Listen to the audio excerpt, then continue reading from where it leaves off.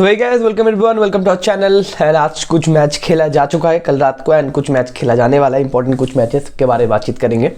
Total 4 match के बारे में बातचीत करेंगे आज। बारसा का जो कल मैच खेला गया है वैलेंसिया के साथ, उसके बारे में थोड़ा बातचीत करेंगे। उसके बाद सिटी और क्रिस्टल पैलेस के बारे में थोड़ा रिव्यू देंगे। उसके बाद एक मौत का खेल होने वाला है आज रात को, that is Liverpool versus Manchester United Enfield में। उसके बारे में थोड़ा बातचीत करेंगे। और उसके बाद आज रियल मैड्रिड का भी मैच है वियारियल के साथ, उसके बारे में थोड़ा बातचीत करेंगे। तो चलिए स्टार्ट करते हैं। So first come first La Liga से स्टार्ट करते हैं। कल बारसा का मैच था वैलेंसिया के साथ और बारसा ने बहुत पैथेटिक वे में ड्रॉ करवा लिया। एंड मैच जीतना चाहिए था, क्योंकि कल अगर आप स्टैट देखते हो तो एक्सजी कल 3.7 या 3.8 के आसपास एक्सजी था। एंड वो 3.88 एक्सजी लेके अगर सिर्फ एक गोल कर पाते हो तो आपके जो फिनिशर है, जो आपके फॉरवर्ड लाइन में जाओ फिलिक्स बोलो या रफीनिया बोलो या फिर आपके पास जो रॉवल्डियर्स की है, उनके ऊपर क्वेश्चन उठते हैं। बहुत सारे लोग ट्विटर पे मैं देख रहा हूँ या सोशल मीडिया पे मैं देख रहा हूँ जाबी को वैश करते हुए। जाबी का टैक्टिक्स का भी थोड़ा बहुत प्रॉब्लम है, लेकिन उसकी बात की बात बाद में करेंगे। लेकिन अगर प्लेयर की बात बोले, क्योंकि देखो at the end of the day players खेलते हैं, 11 प्लेयर मैदान पे रहते, कुछ नहीं रहते। अगर 3.8 एक्सजी के बाद भी आप फिनिश नहीं कर पाते, इसमें जाबी क्या करेगा, इसमें मैनेजर क्या करेगा? मैनेजर आके मैदान पे आके वो फिनिश करेगा क्या? तो बेसिक तो आपको चीज होना चाहिए ना, कम से कम अगर 3 का एक्सजी आपके पास है तो मैक्सिमम 3 मिनिमम तो 3 गोल आपको डालना चाहिए था। और आपके पास वर्ल्ड क्लास फिनिशर है, रॉवल्डियर्स की है, जाओ फिलिक्स को आप लेके आए, रफीनिया फॉर्म में था, रफीनिया का कल 1-1 एक मिस हुआ, एंड फिर गुंडोगन का एक चांस मिस हुआ। तो बहुत सारे चांसेस मिस हुए। कल बारसा को मैच जीतना चाहिए था। बारसा के लिए बहुत इंपॉर्टेंट मैच भी था, क्योंकि देखो अभी तो राइट ऑफ नहीं करूंगा बारसा को कभी, क्योंकि अभी आधा सीजन ही हुआ है, अभी हाफ सिर्फ सीजन बाकी है। लेकिन जो डिस्टेंस क्रिएट हो रहा है धीरे धीरे, अभी बारसा थर्ड पोजीशन पे एक्चुअली नहीं है, क्योंकि एथलेटिको मैड्रिड के बाद एक मैच एक्स्ट्रा है। एथलेटिको मैड्रिड 2 मैच जीत जाता है तो बारसा फोर्थ पोजीशन पे आ जाएगा, राइट। तो कहना है कि जिरोना और रियल मैड्रिड के साथ जो वो डिफरेंस धीरे धीरे क्रिएट हो रहा है, वो धीरे धीरे प्रेशर क्रिएट करते हुए, मैं अभी नहीं बोल रहा हूँ कि बारसा ला लीगा नहीं जीत सकता, लेकिन ऐसे अगर 2-3 मैच और भी हो गए ना, उसके बाद बारसा को कमबैक करना बहुत मुश्किल हो जाएगा और जाबी के ऊपर प्रेशर बढ़ेगा। क्योंकि देखो बारसा का फैन मतलब क्या बोले कि जाबी के पीछे ऐसे पड़ा है कि जाबी जब नहीं था तब बारसा बहुत कुछ जीत रहा था। देखो मैटर करता है कि ना, आप जो फुटबॉल फैन थे ना, उनका ना शॉर्ट टर्म मेमोरी लॉस होता है कि 3-4 साल पहले आप ला लीगा में इतना सारा स्ट्रगल करते थे कोमान के टाइम में, एक जाबी एक बंदा आया आपको ठीक ठाक तरीके से तैयार कर रहा है। हाँ, हो सकता है थोड़ा बहुत स्ट्रगल भी हो रहा है, क्योंकि जाबी के पास प्लेयर भी नहीं था इस सीजन, या ये जो समर विंडो था जाबी को मिला था सिर्फ 5 या 6 मिलियन मिला था, ओडियो रोमियो लेके आए थे। और उसके बाद बाकी जो ट्रांसफर थे सब फ्री ट्रांसफर थे, गुंडोगन फ्री ट्रांसफर बोलो, जाओ प्लीज जाओ कैंसिलो बोलो, सारे के सारे लोन ट्रांसफर। तो एक 5 मिलियन बैकअप मिला है एक कोच को, एंड उस तरीके से वो प्लेयर मैनेज करके खिला रहा है। एंड कहने कि आपको ला लीगा जिता भी चुका है पिछले साल, तो कहने कि आप थोड़ा तो बहुत आपको टाइम देना पड़ेगा। Xabi is a good manager, but वो तो मैजिशियन नहीं है कि मैजिक कर देगा, राइट, आपकी टीम में। तो मुझे लगता है ये सीजन आराम से जाबी के ऊपर छोड़ना चाहिए। हाँ, ये भी ठीक है कि आपके पास प्लेयर्स है, आपके पास क्रिएटिव प्लेयर है, लेकिन आप फिर भी गोल करने में स्ट्रगल कर रहे हो। और जाबी के टैक्टिक्स के ऊपर में थोड़ा बहुत बातचीत करेंगे, लेकिन देखो प्लेयर को भी स्टेप इन करना पड़ेगा, प्लेयर को भी बैश करना पड़ेगा, और प्लेयर को भी रेस्पॉन्सिबिलिटी लेना पड़ेगा। या आप 100% मतलब रेस्पॉन्सिबिलिटी जाबी के ऊपर ही मैनेजर के ऊपर नहीं दे सकते। That is the final point, right. अगर जाबी के ऊपर बात करें, कल फिर से 2 फुल बैक के साथ उतरी कल बारसा। एंड मैंने बहुत बार बोला है कि जब भी 2 फुल बैक के साथ उतरती है बारसा, तब काउंटर में हिट होता है। वो वैलेंसिया था इसलिए ज़्यादा गोल कंसीड नहीं किए बार्सिलोना ने। अगर बड़ा टीम होता तो कम से कम 2-3 चांसेस तो आराम से मिले थे, 3 गोल आराम से पड़ जाता बारसा को। अब बड़ी टीम के खिलाफ अगर आप 2 फुल बैक लेके उतरोगे तो आपको बैश लेना पड़ेगा। और मुझे लगता है कि बाल्डे को थोड़ा साइड करना चाहिए, क्योंकि देखो बाल्डे इतना भी खराब प्लेयर नहीं है, लेकिन वो क्वालिटी अभी तक मैच नहीं हो रहा है बाल्डे का, वो मैच्योरिटी अभी तक आया नहीं। आई प्रेडिक्टेड कल की 3 सेंटर बैक के साथ जाएगा, जो बैक 3 के साथ जाता है, लेकिन जाबी नहीं गया और उसका फल भुगतना पड़ा। जो गोल आया आउट ऑफ द बॉक्स वो भी बहुत खूबसूरत गोल था, लेकिन कहना कि बहुत इंपॉर्टेंट मैच कल लूज करते हुए या फिर ड्रॉ करते हुए, पॉइंट लूज करते हुए जाबी। तो यहाँ पे हम देख सकते हैं बार्सिलोना थर्ड पोजीशन पे, लेकिन डिस्टेंस थोड़ा धीरे धीरे बढ़ रहा है। एंड कहने कि 2-3 मैच के अंदर जाबी को कमबैक करना पड़ेगा, बार्सिलोना को पॉइंट्स गेन करने पड़ेगा, नहीं तो बार्सिलोना इस बार का ला लीगा कहने के हाथ से निकलते हुए बार्सिलोना का, राइट। सो उसके बाद हम मूव करेंगे प्रीमियर लीग में, जो सिटी और क्रिस्टल पैलेस का मैच खेला गया था कल एटिहाड में। मैच देख के तो पूरा सोना आ गया, बट ऑब्वियस मैच न्यूट्रल जो फुटबॉल फैंस थे उनके लिए बहुत बोरिंग मैच था, राइट।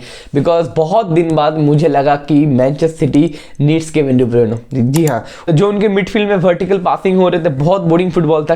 कुछ ना ज़्यादा कुछ क्रिएट नहीं किए। एक फिल फोडेन का एक असिस्ट से ग्रिलिश का एक गोल है, उसके बाद रिको लुइस का एक गोल है, उसके बाद कहने की सिटी कहने कि 90 मिनट तक वेट करते हुए कि क्रिस्टल पैलेस कुछ गलती करेगा, लेकिन इस टिपिकल पैलेस को देखते हो कि वो लोग बैकलाइन होल्ड करके रखते हैं, लो ब्लॉक खेलते हैं एंड फिजिकली बुली करने की कोशिश करते हैं, लॉन्ग बॉल्स खेलते हैं और उसी फॉर्मेशन से कल क्रिस्टल पैलेस खेल भी रहा था। एंड क्रिस्टल पैलेस कहने के ये वेट करते हुए कि सिटी कब मिस्टेक करेगा, और मिस्टेक हुआ। 76 मिनट में काउंटर पड़ा, काउंटर में नहीं बोलूंगा बहुत फास्ट काउंटर नहीं था, बहुत स्लो अटैक था, और उस अटैक में गोल कंसीड करना सिटी के ऊपर मतलब एक कुछ क्वेश्चन राइज होता है कि सिटी का वो मेंटेलिटी, पुराना वाला मेंटेलिटी का अभी तक कॉम्पैक्ट है।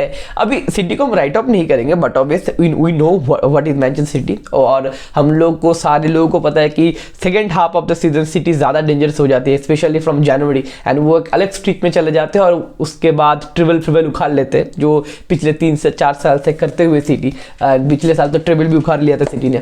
तो दैट्स द पॉइंट, मैं सिटी को राइट ऑफ नहीं करूंगा, लेकिन एक चीज तो है, वो रस्टीनेस थोड़ा बहुत आया क्योंकि पिछले 6 मैच में सिर्फ 1 मैच जीत पाया सिटी, एंड पेप गार्डियोला को मैं इतना स्ट्रगल करते पिछले 5 साल में शायद मैं देखा हूँ, राइट। पिछले 6 मैच के अंदर उन्होंने सिर्फ 1 मैच जीता है, एंड कल का जो मैच था 90+5 मिनट में लास्ट सेकंड में फिल फोडेन ने वो पेनल्टी दे दिया। वो पेनल्टी मतलब पेनल्टी तो देना चाहिए, लेकिन वो बैड लक पेनल्टी था, मैक्सिमम टाइम ये सब पेनल्टी दिया जाता है, पेनल्टी था, लॉजिकल पेनल्टी था। एंड कहने कि 2-0 का लीड बॉटल करते हुए सिटी, एंड बहुत दिन बाद मैं भी ये भी देख रहा हूँ कि सिटी लीड बॉटल कर रहा है, एंड 2-0 का अगर क्रिस्टल पैलेस के साथ आप लीड बॉटल करोगे तो आपको थोड़ा बहुत हर्ट तो होगा। एंड आप देख सकते हो कि सिटी अब 4th पोजीशन पे आ गया है, सिटी का थोड़ा डिफरेंस आ गया है आर्सेनल और लिवरपूल के साथ, तो कहने की देखना पड़ेगा कि सिटी कैसे ओवरकम करेगा। कल हालांड भी नहीं था, जूलियन अल्वारेज था, एंड हालांड का जो फिजिकली प्रेजेंट होता है वो कहने के कल मिसिंग था, एंड जूलियन अल्वारेज का भी काफी मैच थोड़ा अप एंड डाउन ही गया। टोटल मिला के थोड़ा फीका मैच था कल, उतना 100% कमिटमेंट बोलो या इंटेंसिटी बोलो दिखा नहीं। मुझे लगा था कल पेप एक कमबैक करने के लिए कमिटमेंट या बोलो एक स्टेटमेंट विन दिखाएगा, क्रिस्टल पैलेस पेप का पार्टी विन करते हुए। देखना पड़ेगा आने वाले मैचेस में क्या होगा, एंड राउंड ऑफ 16 का भी आपका फिक्चर आने वाला है, एंड उसके बाद जनवरी महीने में काफ़ी इंपॉर्टेंट मैचेस सिटी के लिए होगा, एंड कहीं ना कहीं हर एक साल जो सिटी जनवरी महीने से एक रन अप फॉर्म स्टार्ट करता है, अब देखना पड़ेगा वो रन अप फॉर्म स्टार्ट करेगा कि नहीं। एंड ये भी देखना पड़ेगा ये सिटी का जो ये खराब पैचेस है इसका बेनिफिट कितना ले पाता है आर्सेनल और लिवरपूल, क्योंकि अगर आर्सेनल और लिवरपूल भी यहाँ पे पॉइंट्स ड्रॉप करेंगे तो प्रॉब्लम हो जाएगा, राइट। अगर आर्सेनल और लिवरपूल बैक टू बैक कुछ मैचेस जीत जाएंगे तो डिफरेंस ज़्यादा हो जाएगा, 6-7 पॉइंट का 8 पॉइंट का डिफरेंस हो जाएगा। देखो मिनिमम आप अगर गारंटी करना चाहते हो कि प्रीमियर लीग में कैसे जीतूंगा, तो कम से कम देखो 10 से 12 पॉइंट का आपको लीड चाहिए, वो 3-4 पॉइंट का लीड से आप सिटी को नहीं हरा पाओगे। पिछले बैक टू बैक मैचेस जीत के सिटी, और आपके साथ भी हिट टू हिट होगा, बट ऑब्वियस लास्ट में, एंड कहने की वहां पे अगर क्रम्बल कर गए आप फिर से सिटी प्रीमियर लीग उठा लेगा। तो अभी मैं राइट अप नहीं करूंगा, लेकिन हाँ थोड़ा बहुत स्ट्रगल में है। अब देखना पड़ेगा पेप यहाँ से कैसे अपडेट करते हैं। अब विंटर में जाएंगे, पेप विंटर में कुछ उठाएगा शायद, कुछ प्लेयर, क्रिएटिव प्लेयर, उनके पास तो पैसों की कमी नहीं है, तो देखते हैं। एंड उसके बाद मूव करेंगे आज के जो मैचेस होने वाले। आज का तो पहला मौत का खेल होने वाला है, that is Liverpool versus Manchester United. मौत का खेल, सही में मौत का खेल ही है, फुटबॉल मैच तो नहीं होगा, क्योंकि आप जानते हो कि इनफील्ड में लिवरपूल का हराना बहुत ही मुश्किल है। एंड पिछले आई थिंक 5-6 साल हो गए लिवरपूल को हराना हम लोगों का इनफील्ड में, और पिछले आई थिंक 5 साल से आई थिंक लिवरपूल में हम लोग गोल भी नहीं दिए थे। लास्ट गोल दिया था शायद जेसे लिंगार्ड ने गोल दिया था लिवरपूल में, मतलब इनफील्ड में। तो कहना कि आप जान ही पा रहे हो कि इनफील्ड में जब ही जाता है मैनचेस्टर यूनाइटेड तभी स्ट्रगल करता है बहुत। एंड इस बार भी शायद वही होगा, क्योंकि अगर प्लेइंग 11 की बात करें तो आज ब्रूनो नहीं होगा, आज हैरी मैग्वायर नहीं होगा, और आई थिंक प्लेइंग 11 में आज लूक शॉ भी नहीं होगा। लूक शॉ स्क्वाड में रहेगा, रैशफोर्ड भी स्क्वाड में रहेगा, लेकिन वो लोग 100% फिट है कि नहीं अभी जानना पड़ेगा। एंड सेंटर बैक पेयर खेलेगा राफेल वारान, जॉनी, आप जान पा रहे हो कि बोलने में शर्म आ रहा है कि इनफील्ड में जा रहे हैं हम लोग को, साला को रोकना है, लुइस डियाज को रोकना है, गैक्पो को रोकना है, सबोज़लाई को रोकना है, और हमारे पास सेंटर बैक पेयर क्या है कि 100% फिट नहीं है ऐसा राफेल वारान, और 35 एज का एक सेंटर बैक जॉनी इवान। अब कैसे रोकेंगे पता नहीं, मैच देखना पड़ेगा। 15-20 मिनट के अंदर 3-4 गोल दे दिए तो भाई अब क्या बोले, ह्यूमिलेशन तो होगा। अब तैयार रहो, आप अगर मैनचेस्टर फैन हो तो तैयार रहो। देखो एक चीज तो है, मतलब देखो फुटबॉलिंग अगर मैं टैक्टिक्स की बात करूं तो ये सब जो डार्बी होते हैं ना, फॉर्म बोलो या फिर आप मोमेंटम बोलो, ये सब मैटर नहीं करता। डार्बी में लोग पंप अप होते हैं, एंड कहने की ज्यादा एनर्जी, ज़्यादा एक्साइटमेंट, ज़्यादा कैरेक्टर दिखाने की कोशिश करते हैं, लेकिन स्किल में इतना डिफरेंस अगर हो जाए आपके टीम में और आपके अपोजिशन की टीम में, तो आप वो कैरेक्टर कैसे दिखाओगे, राइट। तो अब जान ही पा रहे हो कि कहीं ना कहीं लिवरपूल का जो एक्सपीरियंस है, लिवरपूल का जो टेक्निक है और लिवरपूल का जो पास जो क्वालिटी प्लेयर्स है, हमारे पास उतना क्वालिटी प्लेयर्स अभी नहीं है। राइट बैक में अभी वन-बिसाका खेलेगा, क्योंकि राइट बैक में उनका जो स्पीडी कोई होंगे तो गारंटी खिलाएगा। लुइस दियाज बोलो या दियागो जोटा बोलो या फिर गैक्पो बोलो, तो उनको तो संभालना पड़ेगा, तो वन-बिसाका खेलेगा। मिडफील्ड में आप बोल सकते हो कि आमराबाद खेलेगा, कोबी मैनो को हम देख सकते हैं, and Scott McTominay. I think ये तीनों ही प्लेयर्स हैं हमारे पास, और कोई प्लेयर्स है नहीं, क्योंकि कैशमेरो भी आपके इंजरी में है, एरिक्सन भी इंजरी में, मेसन माउंट इंजरी, हाँ, और कोई प्लेयर है भी नहीं हमारे पास। तो 3 मिडफील्ड हम लोगों को खिलाना पड़ेगा। और विंगर्स आप बोलो, पता नहीं विंगर्स 2 खिलाएगा या फिर मिडफील्ड में हैनिबल मजाबी को ऐड कर सकता है, या फिर फकुंदो पेलेस्ट्री, आप गर्नाचो बोलो, या फिर रैशफोर्ड अगर फिट हो जाए तो रैशफोर्ड एंड गर्नाचो, हमारे पास एक ही ऑप्शन है। और अगर नंबर 9 की बात करो तो हमारे पास एक ही ऑप्शन है, क्योंकि एंटनी मार्शियल अनअवेलेबल है, किंतु उसको फिर से इंजरी हो गया है, पता नहीं कितने बार इंजरी होगा। तो रॉसमस हॉयलैंड, एंड रॉसमस हॉयलैंड का ये 11th मैच है शायद प्रीमियर लीग में, अभी तक गोल नहीं हुआ बंदे से। अब देखते हैं, अगर प्रेडिक्शन बोलो तो कम से कम देखो, कम से कम 4 गोल तो मारेंगे लिवरपूल, एंड मेरा प्रेडिक्शन है 4-0, एंड उससे भी ज़्यादा हो सकता है, क्योंकि देखो कुछ है नहीं टीम के अंदर, कुछ है नहीं टीम के अंदर, प्लेयर्स नहीं हमारे पास, अवेलेबल प्लेयर्स नहीं है। क्योंकि अगर लिवरपूल को हराना चाहते हो तो आपको प्लेइंग 11 के मेन प्लेयर्स चाहिए, और मेन प्लेइंग 11 के हमारे पास ना है कैशिमेरो, ना है हमारे पास एरिक्सन, ना है हमारे पास ब्रूनो, ना है हमारे पास एक 100% फिट रैशफोर्ड, और ना है हमारे पास फॉर्म, ना है हमारे पास मोमेंटम, कुछ भी नहीं है भाई। हाथ सरेंडर है, आप बहुत पेलेंगे। मोहम्मद साला बोलो, या फिर साला का बहुत दिन से गोल नहीं आ रहा है, फ्री फ्लोइंग गोल नहीं आ रहा है, तो आज के मैच में साला के हैट्रिक भी आप देख सकते हो। तो that is my prediction 4-0। And उसके बाद आते हैं रियल मैड्रिड वर्सेस वियारियल के मैच में। वो रियल मैड्रिड के लिए काफी इंपॉर्टेंट मैच होगा, क्योंकि देखो बार्सा ने पॉइंट्स ड्रॉप कर दिया, जिरोना तो रोकना उनको मुश्किल हो रहा है, एंड एथलेटिको मैड्रिड ने भी अपना एथलेटिक क्लब से अपना मैच हार गया, उन्होंने भी पॉइंट्स ड्रॉप किया। तो अगर आज रियल मैड्रिड मैच जीत जाता है तो एथलेटिको मैड्रिड और बार्सिलोना से काफी डिस्टेंस क्रिएट हो जाएगा, तो वियारियल को हराना चाहिए। एंड वियारियल अभी इस सीजन में फॉर्म में भी नहीं है, होम मैच है रियल मैड्रिड के, एंड कहने की मैच तो जीतना चाहिए।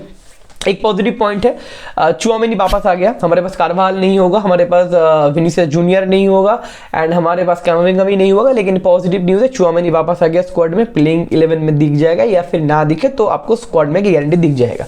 मैच जीतना चाहिए, एंड कहने की ब्राहिम दियाज एंड रॉड्रिगो ऊपर खेलेगा, अटैकिंग मिडफील्ड में as a number 10 Jude Bellingham को आप देखोगे, और मिडफील्ड में आप Toni Kroos, Luka Modric and वेलवर्दे, या फिर अगर चुआमेनी प्लेइंग 11 में आ गया तो कहने की वेलवर्दे, टोनी क्रूस या वेलवर्दे, मॉड्रिच के साथ आपको लुका मॉड्रिच देखने को मिलेगा। राइट बैक में लुका वास्केस को खिलाना पड़ेगा, और फर्लैंड मेंडी लेफ्ट बैक के रहेंगे, और हमारे पास गोलकीपर भी केपा तो वापस आ गया, अब देखना पड़ेगा कैसे होगा। अब प्रेडिक्शन तो इसका अगर मैं बोलूं तो कम से कम 2 गोल तो दागना चाहिए, तो मेरा प्रेडिक्शन है 3-1, वियारियल 1 गोल देगा, रियल मैड्रिड 3-1 से मैच जीतेगा। और रियल मैड्रिड के लिए अगर ये मैच जीतना बहुत जरूरी है, मैंने बोला है।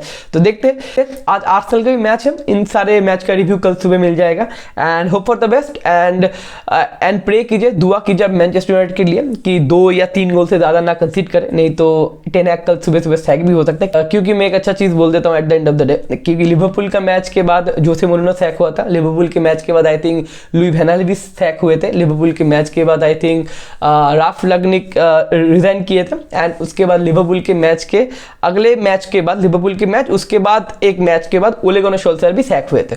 तो एरिक टेन हैग भी सैक हो सकते हैं, आई थिंक सैक तो नहीं होना चाहिए, it's just a kidding, just a meme I am sharing, but अगर सैक हो गया तो मैनचेस्टर यूनाइटेड के जो और भी अंधकार दिन है वो और अंधकार हो जाएंगे, राइट। तो देखना पड़ेगा, होप फॉर द बेस्ट। तो सी यू, सो एंजॉय कीजिए ये संडे नाइट के जितने सारे मैचेस है, कल सुबह मीट करते हैं नए वीडियो में। Take care, bye bye, sayonara.